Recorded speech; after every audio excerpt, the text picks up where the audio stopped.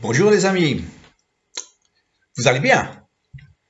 Moi oui, tout va bien. Alors avant de commencer le partage autour des versets, aujourd'hui j'aimerais juste vous rappeler que vous avez la possibilité, si vous le souhaitez, de recevoir par email les textes de mes réflexions sur la question de la découverte du cœur du Père. Il suffit juste de m'envoyer un email me faisant la demande et vous trouverez, si vous ne l'avez pas déjà, vous trouverez mon adresse email dans l'introduction de cette vidéo sur YouTube. Alors maintenant, nous nous approchons de la fin de l'évangile de Jean, parce que nous sommes au chapitre 20, et le verset que nous allons aborder aujourd'hui, c'est Jean 20, verset 17. Alors, pour vous mettre dans le bain de ce verset, c'est maintenant après la résurrection. Les disciples découvrent que le corps de Jésus manque dans la tombe. Le bruit commence à circuler qu'il serait ressuscité. Et voilà que Marie de Magdala se trouve dans le jardin qui était avoisinant de la tombe. Et elle pleure. Elle pleure parce que depuis plusieurs jours, et surtout la veille, ou l'avant-veille, elle avait vécu un traumatisme terrible de voir Jésus souffrir et mourir sur cette croix. Et maintenant, elle ne pouvait même pas faire son deuil parce que le corps manquait. Elle était complètement dans le désarroi. Et voilà que Jésus se manifeste, il se révèle à elle. Il y a une apparition, une des apparitions post-résurrection de Jésus. Et quand il se révèle à elle est émue, mais on peut le comprendre. Et son premier réflexe, c'était de tomber à ses pieds pour l'adorer, pour le toucher. Et Jésus va dire ceci dans Jean chapitre 20, verset 17. Jésus lui dit, « Ne me touche pas, car je ne suis pas encore monté vers mon Père. Mais va trouver mes frères, et dis-leur que je monte vers mon Père et votre Père, vers mon Dieu et votre Dieu. » Ce verset me fait très plaisir, parce que Jésus pense à nous. C'est vrai que les autres fois, il avait dit « je vais vers le Père ». Mais ici, Jésus pense à toi et moi. Il dit « je monte vers mon Père et votre Père ». Ça veut dire qu'on a le même Père. Ça veut dire qu'on est les enfants au même titre. Et ça peut nourrir une réflexion profonde chez le chrétien, de dire que nous sommes au même titre que Jésus, les enfants de notre Père céleste. Il y a cette phrase qui revient 2 fois dans ce verset, cette notion de monter vers le Père. Monter vers le Père. Il y a une montée qui doit se faire vers le Père. Alors effectivement, on pense tout de suite à l'ascension, mais il y a montée et il y a aussi montée. Je me souviens, quand Denise et moi, nous sommes arrivés en région parisienne, c'était en 1986, définitivement, pour nous installer, et nous avons trouvé un appartement au 14e étage d'une tour de 15 étages.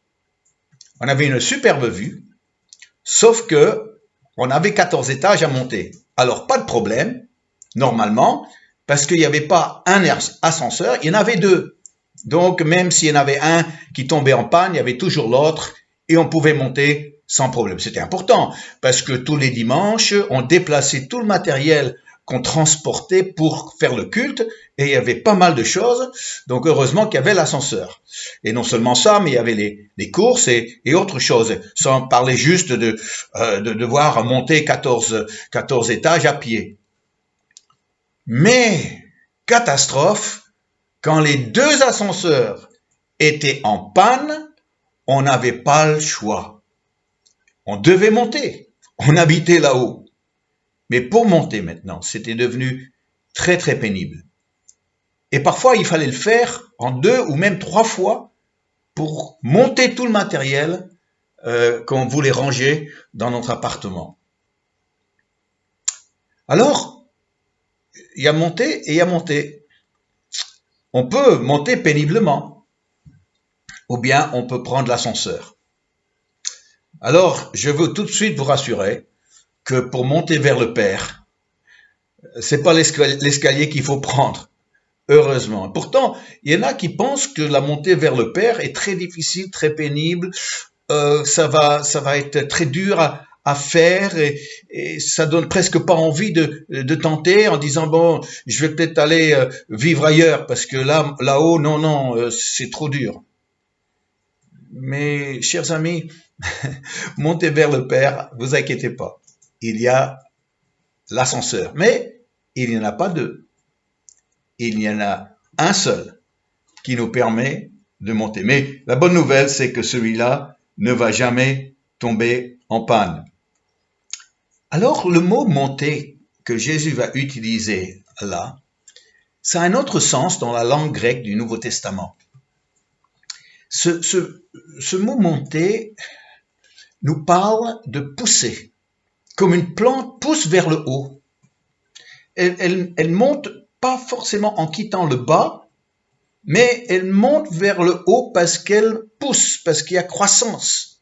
C'est l'arbre qui commence peut-être juste une faible plante qui sort de terre, et progressivement l'arbre devient un arbuste et ça devient l'arbre et on voit qu'il commence à prendre de la place, du volume et les branches s'étendent de plus en plus dans le ciel et devient un arbre majestueux qui continue à monter. Moi, je regarde par la fenêtre ici, nous avons une superbe vue de la montagne ici à la Réunion et nous avons aussi les palmiers devant la fenêtre. Quand nous sommes arrivés il y a 8 ans de ça, ces palmiers n'étaient pas devant la fenêtre. Ils étaient beaucoup plus bas, on ne les voyait pas. Mais maintenant, je dois régulièrement les tailler si je veux pas perdre la vue. Pourquoi? Parce que les palmiers montent. Mais ils montent par la croissance, ils montent vers le haut sans quitter le bas. Avec ce mot-là, on ne parle pas de notre enlèvement. On ne parle pas que de notre enlèvement. Qu'un jour on sera pris par le Seigneur et emporté avec lui dans les cieux. Ça nous parle aussi de monter vers le Père dans notre vie chrétienne. Ça nous parle de cette maturation qui doit venir dans notre relation avec Dieu. Ça nous parle aussi de cette croissance qui doit se faire. Cette élévation, oui, mais progressive dans la vie pendant qu'on est encore bien raciné ici sur la terre. Et c'est là où je dois vous avouer que j'ai un peu honte parce que moi qui a fait mon expérience avec Jésus à l'âge de 15 ans sans vraiment comprendre ce qui m'arrivait, mais c'était tellement fort, tellement puissant que j'ai passé le restant de ma vie à essayer de comprendre ce qui m'est arrivé. Mais où je suis un peu gêné aujourd'hui, c'est de reconnaître que 50 ans plus tard, et oui, j'ai 65 ans aujourd'hui, c'est seulement 50 ans plus tard que je peux dire, je peux vraiment commencer à monter vers le Père. Pourquoi? Parce qu'avant, je m'occupais pas trop du Père. C'était surtout Jésus et le Saint-Esprit, et puis il y avait de quoi. C'était important, bien sûr, de grandir avec Jésus, grandir dans la dimension de l'Esprit. Mais le Père, je le négligeais. Je m'occupais pas de lui. Maintenant, ça a changé. Quand les gens me disent, mais Vincent, tu parles beaucoup du Père en ce moment, ton expérience, tu nous en as parlé, c'est touchant, on est content pour toi, on ressent aussi ce que tu veux transmettre à travers ça, mais qu'est-ce que tu vis avec le Père? Qu'est-ce que tu vis réellement? Et donc, pour essayer d'expliquer, de trouver les mots pour que ce soit quelque chose de compréhensible, j'ai dit, bien, pendant toutes ces années, j'étais conscient de plusieurs choses. J'étais conscient des œuvres de Dieu. Je pouvais les voir dans la vie des gens, je pouvais les voir dans ma propre vie, je pouvais les voir dans une vie d'église. Autour de moi, il y avait les œuvres manifestes de Dieu. Donc ça, c'était bon. Il y avait aussi la pensée de Dieu. Je sais que Ésaïe nous dit que ses pensées sont bien au-dessus de nos pensées, mais Paul il dit aussi que nous avons la pensée de Christ. Alors, ils sont pas aussi insondables que ça, les pensées de Dieu. Nous pouvons, moi je crois, explorer les mystères de Dieu à travers sa parole, et c'est ce que j'ai tenté de faire avec ma série sur les paraboles. Les paraboles, c'est Jésus qui révèle les mystères du royaume de Dieu. Donc, la pensée de Dieu, ça, j'avais intégré. Il y avait aussi les voix de Dieu. Alors, j'avais lu dans les psaumes que le peuple connaissait les œuvres, mais Moïse connaissait les voix. Et ça m'a toujours intéressé de comprendre les principes de Dieu, de comprendre pourquoi Dieu fait ce qu'il fait. Ça, ce sont les voix de Dieu. C'est d'essayer de comprendre ce qui se passe, ce que Dieu est en train de faire et pourquoi il le fait.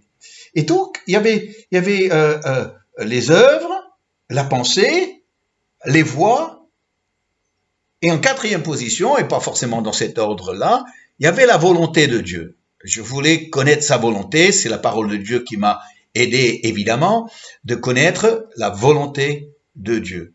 Donc, pour moi, j'avais fait le tour. Les œuvres, la pensée, les voix et la volonté. Il y avait quelque chose qui manquait. Et c'est cette expérience-là, d'il y a presque un an maintenant, et ce que je vis depuis, a comblé le trou de ce qui me manquait dans ma relation avec Dieu, et ce qui m'a permis une véritable sensibilité par rapport au Père. C'est la réalisation que le Père vit de fortes émotions, que le Père a un ressenti par rapport à ce qui se passe sur la terre. En fait, face à ce virus qui frappe le monde entier, je me suis dit, mais combien de fois est-ce qu'un événement catastrophique a touché le monde entier? J'ai pas approfondi cette réflexion, et je ne tire pas forcément des conclusions en disant ce que je vous dis aujourd'hui.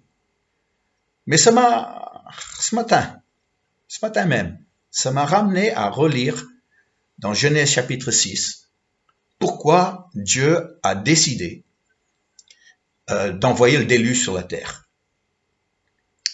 Et j'étais frappé par une phrase, que l'Éternel était affligé de voir ce qui se passait sur la terre.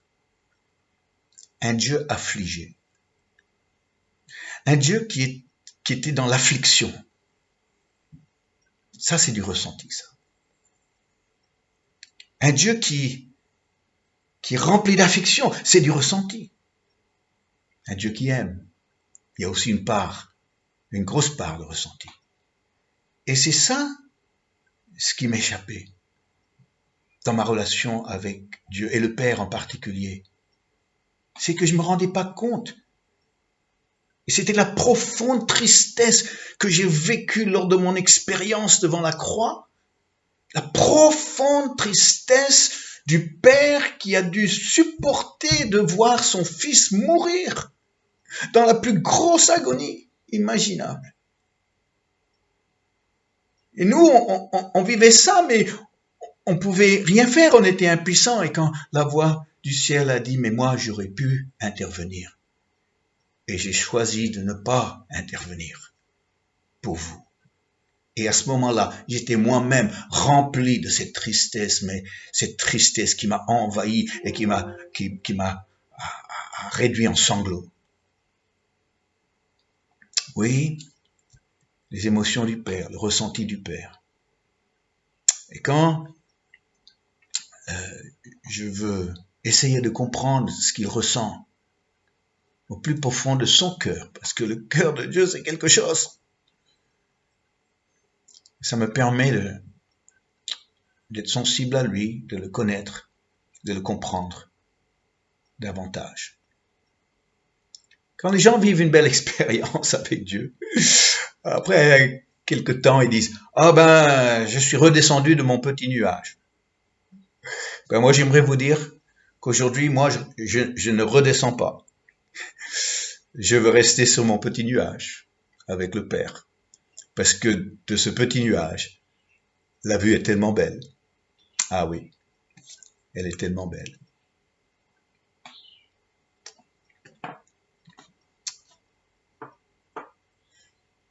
Faudrait peut-être compris, parce que euh,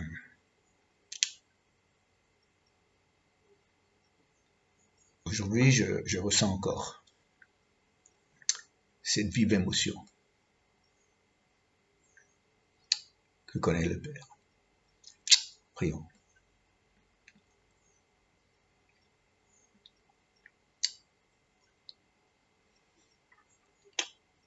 Père, tes enfants ont besoin de mieux te connaître.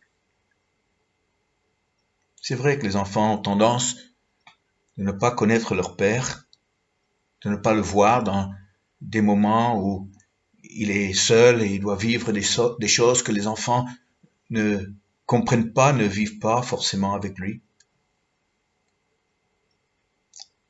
Mais aujourd'hui, Père, nous ne voulons pas être des enfants détachés de toi. Mais nous voulons être des enfants proches de ton cœur. Nous voulons comprendre ce que tu ressens. Nous voulons comprendre ce que toi tu vis par rapport à nous, par rapport à ce qui se passe sur cette terre. Alors Père, tu nous révèles tes œuvres, tes pensées, ta volonté, tes voies,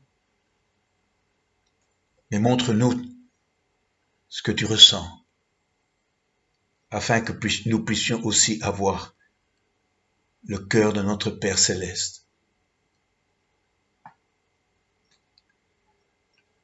Père, aujourd'hui, je veux te dire, et je crois que bon nombre de ceux qui m'écoutent le ressentent aussi, mais j'aimerais te dire mon amour profond pour toi, mon cœur entier pour toi. Il n'y a pas une partie de mon cœur qui est attachée à ce monde.